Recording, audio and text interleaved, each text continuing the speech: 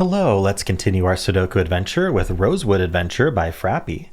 So we have normal 6x6 Sudoku rules. That means in every row, every column, and every 2x3 box, we are placing the digits 1 to 6 exactly once each. Also, digits outside the grid are both numbered room and skyscraper clues.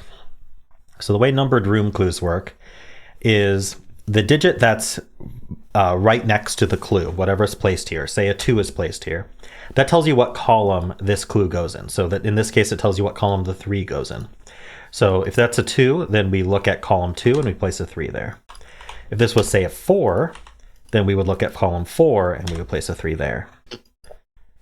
Right, so that's numbered rooms. And then for column numbered rooms, it works how you'd expect. If you put a 2 here, you go to row 2, you place a 4 there. If you put a 5 here, you'd go to row 5 and you would place a 4 there.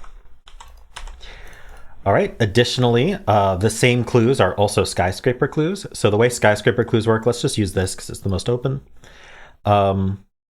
You pretend you're standing where the clue is, looking down the column or across the row from that direction, and that the numbers placed in the grid are the heights of skyscrapers. So let's just do some random stuff. Let's do like 3, 5, 4, 2, 1, 6.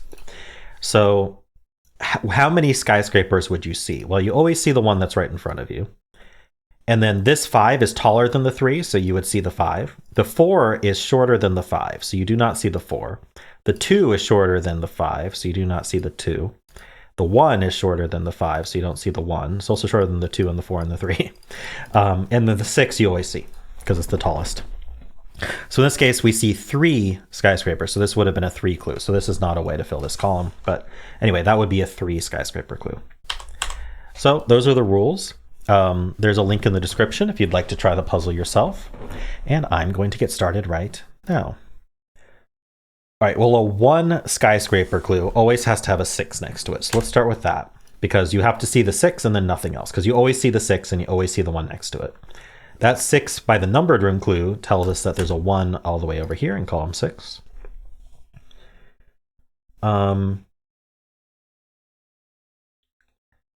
Which one do we want to do next? The 3 or the 4? Is there any Sudoku? I'm not sure.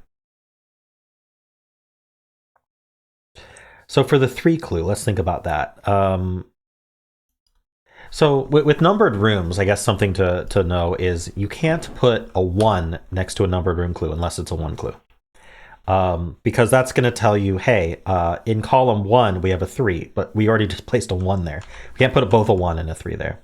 And then also the thing to realize is you can't put the same digit there, because then you're saying, hey, in column 3, put a 3, right? That's not going to work. So this is not a 1 or a 3. So what can this actually be? This can be a 2 or a 4 only. Means there's a 3 here or a 3 here.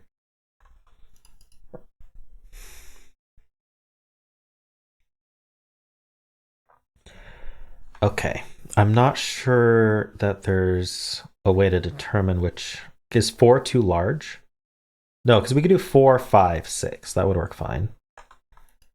2 seems perfectly fine as well. 2 would put a 3 here, so we'd instantly see the 2 and the 3. And then we'd have to put a 6 here. So the 6 is here or here. Okay. Maybe we think about the 4 then. So numbered rooms wise, it's going to place a 4. It can't be a 1. It could be 2, 3. Can't be a 4. And I think 5 is too big because the skyscraper clue. 5 would just be, we'd see the 5 and the 6, and that would only be a 2. So this is only 2 or 3, which does put the 4 in one of these two.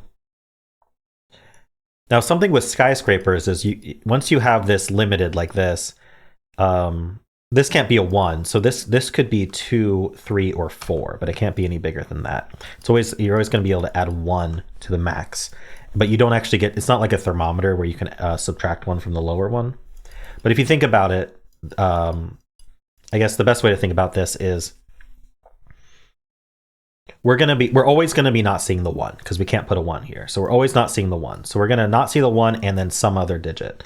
If we put a 3 here, that some other digit we're not seeing is the 2, which would allow us to put a 2 here or we'd have to go straight to the 4 if we're not hiding the 2 right away. But if we put a 5 here, that's just too big, because we're going to see the 5 and the 6 and this one, and we're only going to see 3 digits. So we get 2, 3, or 4 here. This digit, this could be the 1 that gets hidden, or it could be the 2 that gets hidden, or it could be a 3 that gets hidden, or it could be a 4. But it can't be the 5 or the 6. It can't be the 5 because it sees a 5. It can't be the 6 because we'd only see these 3. So does that help us?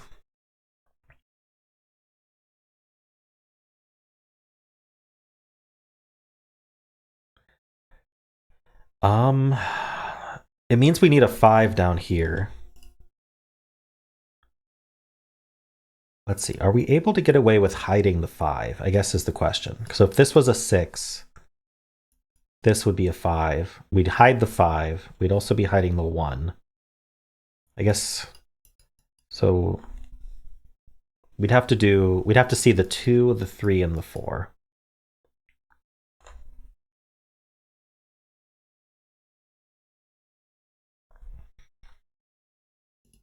Okay, I mean, I think that's okay. We know the 4 is in one of these, so these aren't 4.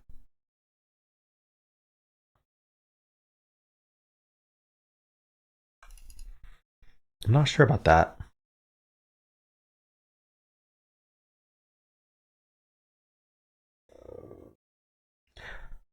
What about where 6 goes in this row? Can we really... I think we could put a 6 here, though. This would be 2, 3, 6. There's something I'm not thinking about right here.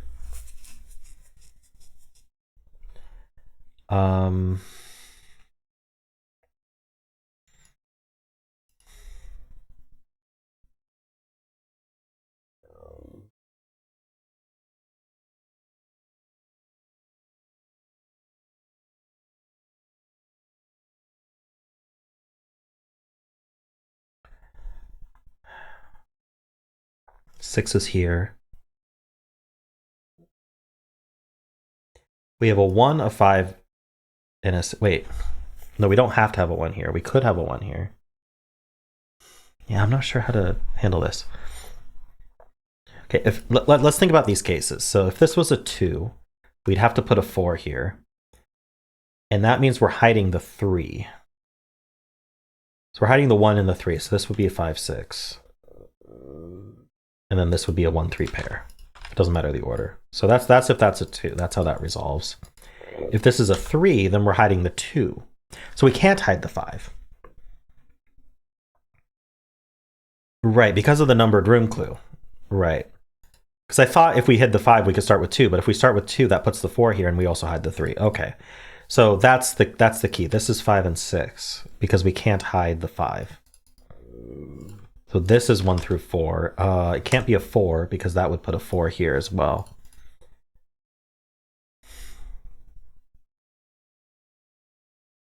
Oh, okay. So then we know that this is a... Yeah, we know the 4 is here. Never mind. Sorry, I got confused. We know the 4 is here. Did this help? 5 and 6. 6 is placed here. 2 is placed here. Ah, this 2. So now this is a 4. 4 places a 3 here. That gives us the 2, the 4, and the 1. Nice. Okay, that resolved it. What are we doing now?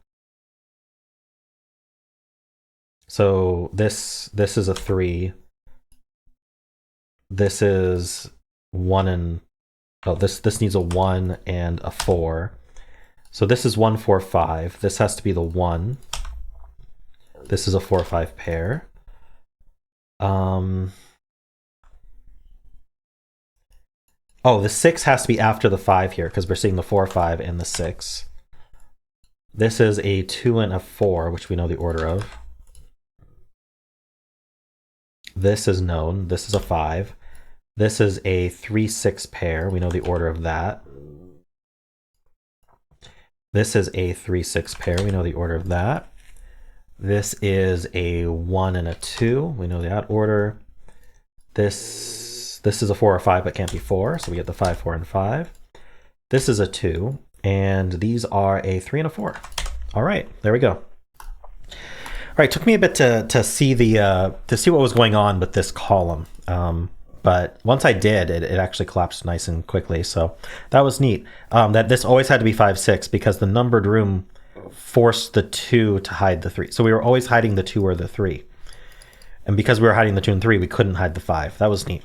I liked that idea. So yeah, cool puzzle, Frappy. I enjoyed it. I hope you did too. And if you did, then why not leave a like, subscribe, and a kind comment below.